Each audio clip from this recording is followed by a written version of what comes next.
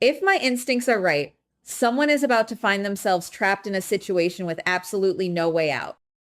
Guys, if you ask me, the tension in Port Charles has reached a boiling point that feels almost radioactive. We are looking at a scenario where the very fabric of our favorite characters' lives is being shredded right before our eyes. I have been watching the developments surrounding the abandoned vehicle of Britt, and let me tell you, the silence is deafening. It feels like the calm before a hurricane that will leave no stone unturned in this town. We all know that Britt is a survivor, but even she might be out of her depth this time, especially with a vulnerable soul like Rocco, caught in the middle of this absolute nightmare. If you ask me, the fact that Sidwell is already losing his mind over this disappearance speaks volumes about how high the stakes really are. He is not the type of man to let a loose end flutter in the wind, and we can clearly see the fury radiating off him like heat waves on a summer day. But wait, why are we focusing so much on the obvious suspects? I think we need to look closer at the shadows, specifically at the one man who seems to be playing both sides of the coin with an expertise that is honestly terrifying. Could it be that Pascal is not just some low-level threat, but a master manipulator hiding in plain sight? We know he has a history of cruelty, but now he is acting as a secret informant for Sonny. This is the kind of twisted irony that makes me love this show, even when it drives us all crazy with its complexity. Guys, imagine the psychological weight Pascal is carrying right now. If he is indeed being squeezed by Sonny because of some dark buried secret that could destroy his entire existence, that puts him in an impossible position. He is holding the cards that could either save Britt and Rocco or lead them straight to their doom. I truly believe that Pascal is using this chaos to orchestrate his own survival, playing the role of the reluctant savior while secretly terrified of what will happen if his true master, Sonny, finds out he is stepping out of line. It is a high-stakes game of chess where every move could be his last. The people were just seeing the tip of the iceberg of his true intentions. If you ask me, the desperation in his eyes, even when he tries to hide it, tells the whole story of a man running out of time. Now, let us talk about the real danger here. Cullum. If the rumors are true and Cullum has caught wind of the fact that Rocco might be the one who pulled the trigger on him years ago, then we are not just looking at a kidnapping anymore.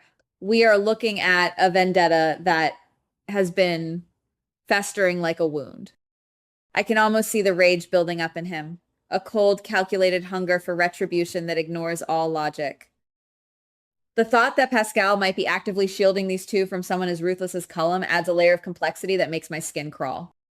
It seems like Pascal is playing a game of keep away with the Grim Reaper himself.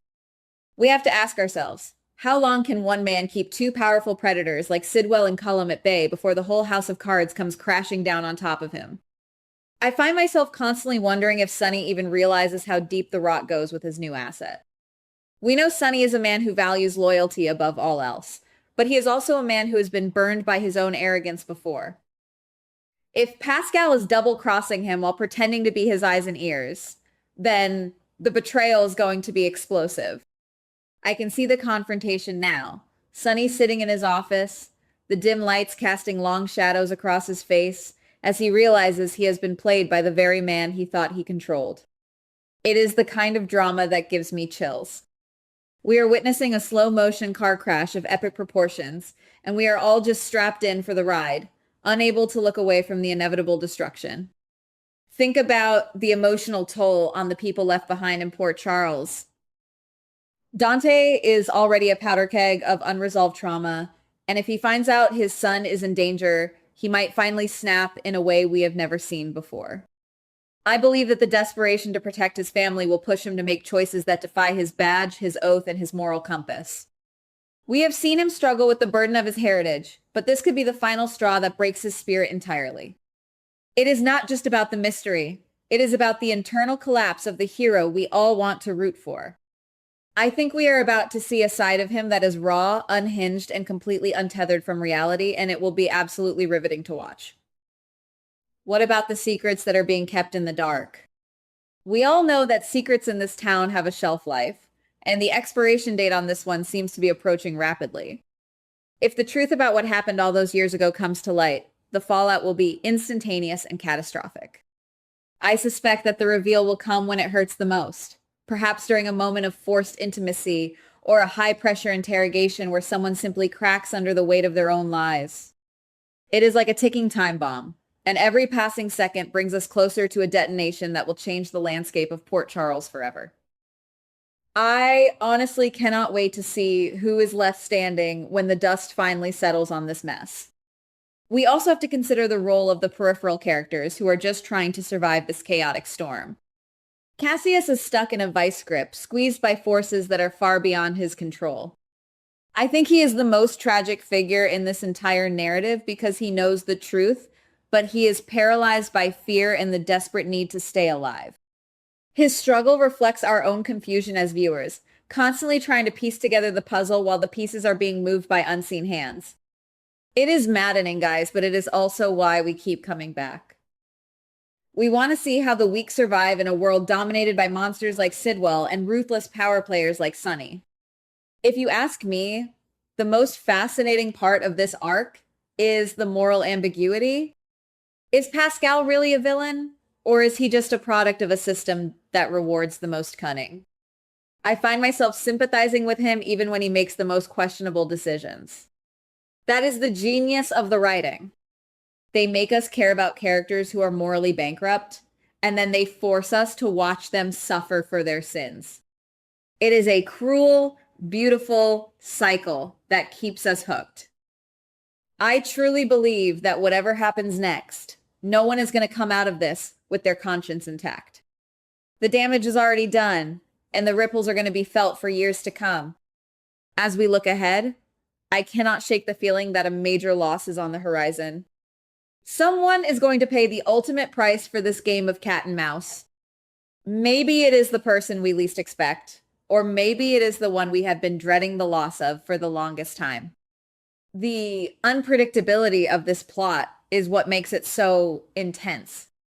We are not just watching a show, we are watching a descent into madness. Every decision, every hidden glance, and every whispered conversation feels like a step closer to the edge. And trust me, when we finally reach the edge, there is no going back. I really think that the writers are setting us up for a finale that will leave us breathless. The sheer amount of overlapping storylines, the vendettas, the secret alliances, the hidden pasts, it is a recipe for pure television gold.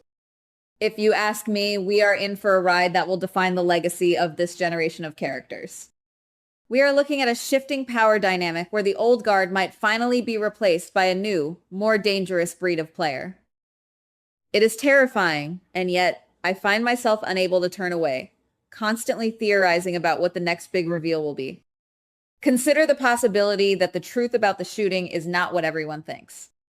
What if Rocco was not the one acting alone, but was instead being manipulated by someone much higher up the food chain? That would change everything. It would mean that all the anger directed at him is misplaced, and that the real villain is still lurking in the shadows, waiting for the perfect moment to strike. It makes me wonder who else is pulling the strings in this town. It seems like everyone has an agenda, and no one is being honest with anyone else. That is the beauty of Port Charles. You never know who is your friend and who is your enemy until it is far too late. Guys, have you noticed how the atmosphere in the town has changed? It feels heavier, more claustrophobic, like the walls are literally closing in on our favorite characters. Every time I see Sunny now, I see the weight of the world on his shoulders, and I wonder if he has finally realized that he cannot control every outcome. He is a man who thrives on power, but he is currently fighting a war that he cannot win through sheer force alone. It is a fascinating study of a man who is losing his grasp on the only thing that ever defined him. I think we are witnessing the sunset of an era, and it is both heartbreaking and utterly compelling. As I close out my thoughts on this, I have to say that my gut tells me we are in for a major shakeup within the next few weeks. The threads are pulling tight, and something has to give. Whether it is the destruction of a legacy, the fall of a titan, or the rebirth of a long-lost secret, we are standing on the precipice of a new reality for every single person in this town. It feels like the air is charged with static electricity, waiting for the spark that will set everything on fire. I am ready for the fallout. Are you? It is going to be a disaster of epic proportions, and we will be here to witness every single agonizing, delicious moment of it. In the end, it is clear that the writers are having a blast with this chaos, and I am definitely here for it. After all, if the residents of Port Charles actually made smart, rational decisions, we would all be bored to tears within 5 minutes. And frankly, I would much rather watch them spiral into beautiful, messy ruin than live a peaceful, boring life. Goodbye. Please like, subscribe, and comment on the GH Spoilers Daily channel.